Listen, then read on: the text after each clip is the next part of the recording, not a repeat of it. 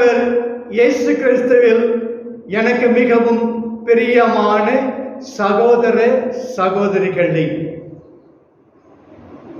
திருக்காட்சி பெருவிழாவுக்கு பின்வரும் சனி யோவானின் முதல் திருமடலின் முடிவுரை 5:14-21 இன்றைய வாசகமாய் அமைகிறது. 5:12 இதே மடல் முடிந்தாலும் பிற்சேர்க்கையாக பாவிகளுக்காக வேண்டுவது நமது கடல் என்று சொல்லி 1 யோவான் 5:14-17 தம் முழு மடலையும் 4 வாக்கியங்களில் சுருக்கி 5:18-21 கூறி முடிக்கிறார். கிறிஸ்துமஸ் காலத்தை முடிக்கும் திரு அவைக்கு ஏற்ற வாசகமாய் இது அமைகிறது. நம்பிக்கையோடு மன்றாடுவோம். நாம் நம்பிக்கையோடு இறை வேண்டல் செய்யும் போது இறைவன் நமக்கு செவி சாய்க்கிறார், செவி மடுக்கிறார். கேளுங்கள், உங்களுக்கு கொடுக்கப்படும். தேடுங்கள், கண்டடைவீர்கள். தட்டுங்கள், உங்களுக்கு திறக்கப்படும். மத்தேயு 7:11, மத்தேயு 19:20. சிறப்பாக நமது இறைவேண்டல் அவர் திருவுளத்திற்கு ஏற்றதாய் அமைந்திருந்தால் 1 யோவான் 5:14 அவர் கேட்க தவறமாட்டார். எனவே தான் உமது திருவுளம் விண்ணுலகில் நிறைவேறுவது போல மண்ணுலகிலும் நிறைவேறுக மத்தேயு 6:9 என்று ஜெபிக்க நமக்கு கற்றுக் கொடுத்தார். என் தந்தையே, கூடுமானால் இத்துன்பக்காலம் என்னை விட்டு அகலற்றும். எனினும் என் விருப்பப்படி அல்ல, உமது விருப்பப்படியே நிகழட்டும். மத்தேயு 28:39 என்று நமக்கு வாழ்ந்து காண்பித்தார். அடுத்து நம் இறைவேண்டல் இயேசுவின் பெயரால் எழுப்பப்படும் போது இறைவன் இரக்கம் கொண்டு இறங்கி உதவுகிறார். என் பெயரால் நீங்கள் எதை கேட்டாலும் உங்களுக்கு செய்வேன். யோவான் 14:13, 15:16, 16:24-26 என்று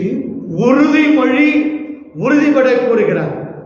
எனவே நமது வேண்டல்கள் அனைத்தும் நம்பிக்கையோடு எழுப்பப்பட வேண்டும். இறைவனின் திருவுளத்திற்கு ஏற்றவாய் அமைய வேண்டும். இயேசுவின் பெயராலே கேட்கப்பட வேண்டும். நமது ஜெபங்களின் தகுதியை அறிய இவை தகுந்த உரைக்கல் ஆகும். பிறருக்காக பரிந்துரை செய்வோம். நாம் பிறருக்காக இறை வேண்டல் செய்வது மிகவும் இன்றியமையாதது. நமது தேவைகளை மறந்த நிலையிலே பிற துன்பங்களை, பிறர் பாவங்களை மனத்தில் கொண்டு பிறருக்காக மன்றாட வேண்டும் என்ற ஜெபமே உயர்ந்த ஜெபமாகும். இவ்வழியாக நாமும் கிறிஸ்துவின்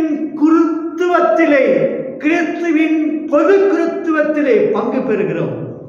கிறிஸ்து நமக்காக பரிந்து பேசும்படி கடவுளின் திருமுன் நிற்பதற்கு வானகத்திற்குள்ளேயே நுழைந்து விட்டார். எபிரேயர் 9:24. அவரோடு சேர்ந்து நாம் தூய ஆவியாரால் தரப்படும் பாவ மன்னிப்பை ஏற்கும் மனநிலை உடையவர்களுக்காக இவை சாவை வருவிக்கும் பாவம் என்பது தூய ஆவியாருக்கு எதிரான பாவம். மத்தேயு 12:32. அதாவது தனக்கு மன்னிப்பு தேவையில்லை, மன்னிப்பெற்று ஒன்று இருந்தாலும் தனக்கு மன்னிப்பு கிடைக்காது என்ற ஒரு நிலையை பின்பற்றும் கடின இதயம் உடையவருக்காக வேண்டுவோம். இன்று உலகம் விரும்புவது இத்தகைய இடைநிலையாளர்களையே என்பது விவிலிய மரபு மட்டுமன்று நடைமுறை தேவையுமாகும். நம்முடைய இறைவேண்டலிலே பாவிகளுக்கு இடம் இருக்கிறதா? நாம் இடையாளர், வேண்டுபவர் என்ற தகுதியை பெறுவோமா? நிறைவாழ்வை, நிலைக்கும் வாழ்வை, நிலை வாழ்வை இங்கே வாழ்வோம். நாம் கடவுளை சார்ந்தவர்கள். 5:19 நாம் வாழும் உலகமும் தீமையை சார்ந்திருக்கிறது. எனவே நாம் உலகிலே இருப்பினும் உலகை சாராது உலகுக்கு, உலக அக்கிரமங்கள் இச்சைகளுக்கு அடிமைகளாகி விடக்கூடாது. கிறிஸ்து போன்று கடவுளின் பிள்ளைகள் என்ற நிலைக்கேற்றவாறு வாழும் யோவான் 17:14-17. இதுவே இவ்வுலகிலேயே நாம் வாழ்வும் நிலைக்கும் வாழ்வு, முடிவற்ற வாழ்வு, நிலை வாழ்வு, இறை மக்களுக்கு ஏற்ற வாழ்வு. நற்செய்தி யோவான் 3:22-30. திருமுழுக்கு யோவான் மக்களுக்கு மட்டுமின்றி இயேசுவுக்கும் திருமுழுக்கு அளித்தார். யோர்தான் நதியில் யோவானை தவிர வேறு யாரும் திருமுழுக்கு அளிக்கவில்லை. இன்றோ இயேசு தம் சீடர்களுடன் திருமுழுக்கு அளித்துக் கொண்டிருக்கின்றார். குரு பக்தி மிகுந்த யோவானின் சீடர்கள் இதை கண்டு ஆத்திரமடைந்தனர். இவர்களுக்கு யோவான் கூறிய அறிவுரையை இன்றைய நற்செய்தி நம்பிக்கிறது. திருமுழுக்கு யோவான் அடக்கமே உருவானவன், தான் மெஸ்ஸியா அல்லன் என்று அழுத்தமாக கூறினார். மெஸ்ஸியாவின் மிதியடி வாரை அவிழ்க்க நான் தகுதியற்றவன் என்று அவர் முன்னிலையில் தன்னை வெறுமையாக எண்ணியவர். யோவான் 1:22-27. தன் சீடர்களிடம் இயேசுவை பின் செல்லும்படி அவரை சுட்டி காட்டியவர். யோவான் 1:30. இயேசுவின் மீது உயர்ந்த மதிப்பும் மரியாதையும் வைத்திருந்தார். இத்தகைய உத்தமரிடம் சென்று பக்குவம் பெறாத அவரது சீடர்கள் புகார் செய்தனர். தம் குருவை விட புது போதகரின் புகழ் பரவுவதை அவர்களால் ஜீரணிக்க முடியவில்லை. ஆனால் யோவான் அவர்களை கண்டித்து திருத்துகிறார். இறைப்பணியிலே போட்டி, பொறாமைக்கு இடமில்லை என்பதற்கு யோவான் சிறந்த சான்று.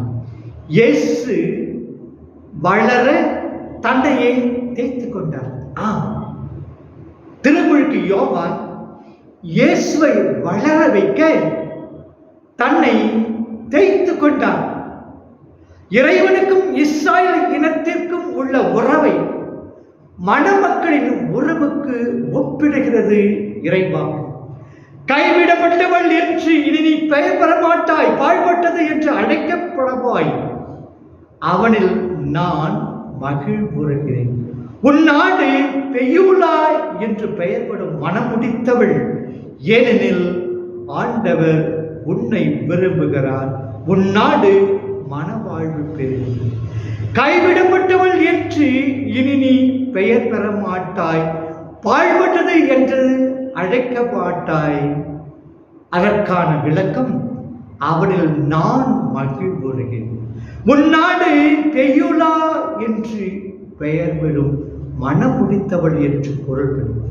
ஏனெனில் ஆண்டவர் உன்னை விரும்புகிறார்.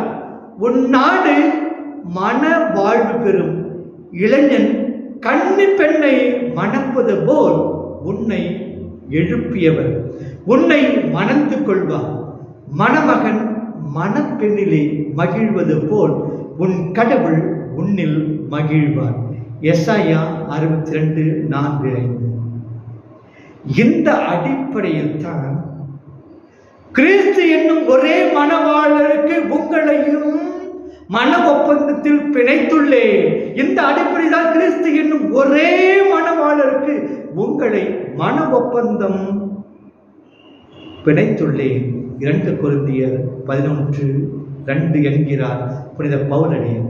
தனக்கும் இயேசுவுக்கும் உள்ள நெருங்கிய தொடர்பை தான் மணவாளரின் தோழர் என்ற ஓமை வழியாக தெளிவுபடுத்துகிறார் யோவான். திருமணத்தில் மணவாளரின் தோழர் முக்கியமானவர். அவரே திருமண ஏற்பாடு செய்பவர், அழைப்பு பெறுவர், மணமக்களை இணைத்து வைப்பவர். திரு அவைக்கு அன்பு செய்த இயேசுவாகிய மணமகனுக்கு தான் ஒரு தோழராகவும் தொண்டராகவும் பணி புரிவதை பெரும் பேரென கருதுகிறார் யோவான். மணமகன் மணமகளை அடைந்தவுடன் தோழர் அவர்களிடமிருந்து விடை பெறுகிறார். இதையே அவர் வளர வேண்டும், நான் தேய வேண்டும் 3:20 என்ற வரிகள் சுட்டுகிறது. எனவே யோவான் ஆண்டவரின் வளர்ச்சியில், அவரது வெற்றியிலே கண்ணும் கருத்துமாய் இருந்தவர். இப்பணியிலே தன்னையே அழித்து கொண்டவர். இறையரசு பணியிலே ஈடுபட்டுள்ள அனைவருக்கும் சிறந்த எடுத்துக்காட்டு. தோழர் மணமகனை பார்த்து, நீ வளர வேண்டும், நான் தேய வேண்டும் என்கிறார். தந்தை மகனை பார்த்து சொல்ல வேண்டியதும் இதுவே. ஆசிரியர் மாணவருக்கு கூற வேண்டிய ஆசிரியரையும் இதுவே. பயிற்சி பெறுவோரிடம் இப்படித்தான் கூற வேண்டும். மற்றவர் முன்னேற்றத்தில் என் பங்கு என்ன, என் கடமை என்ன என்பதை உணர்ந்து கொள்ள இந்த திருப்பலி நமக்கு ஞான வெளிச்சம் தரட்டும். ஆண்டவர் இயேசு நம்மை நிறைவாக ஆசீர்வதிப்பாராக. ஆமென்.